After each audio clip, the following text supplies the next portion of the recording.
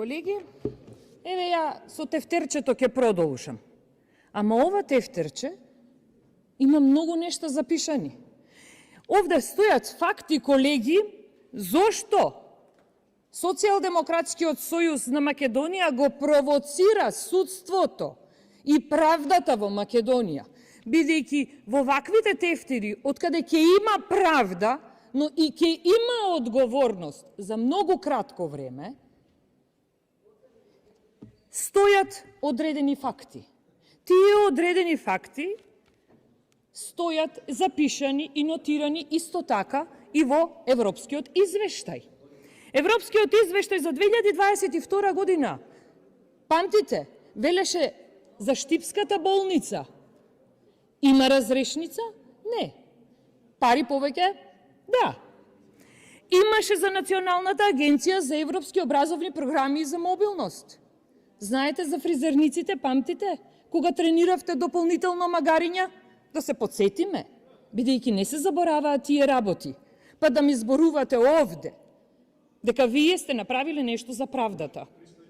Ништо немате направено за правдата, бидејќи вие овде самите рековте, закони има, правда нема. А нели, почитувана македонска јавност, нели колеги дојдовте на власт со нема правда, нема мир?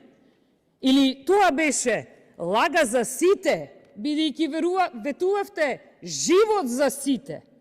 Но на крај, да завршам и да дадам една анализа на ова нешто што вие го зборувавте и да бидам фер, да се задржам како реплика на вашиот говор.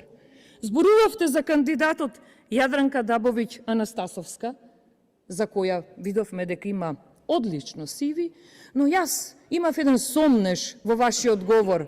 Сомнежот беше како лично да ја познавате, како лично да се засегате и се заложувате таа да биде именувана за ова.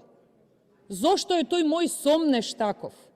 Ние пред известно време, дали памтите, овде го именува, го поддржа зетот за сестра на министерката за труд и социјална политика, Ромеото, сопругот на Жулијета, Тренчевска министерката, вака да ве брифирам, ако имате заборавено, и сега нормално е, а не е само тој.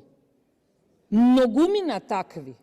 Имаше обид за нечии сестри да бидат именувани и така натаму. Многумина такви поминаа. И затоа имаме сомнеж. И во најдобрите кандидати ќе имаме сомнеж, затоа што со вас нит правда добивме, нит мир има овде.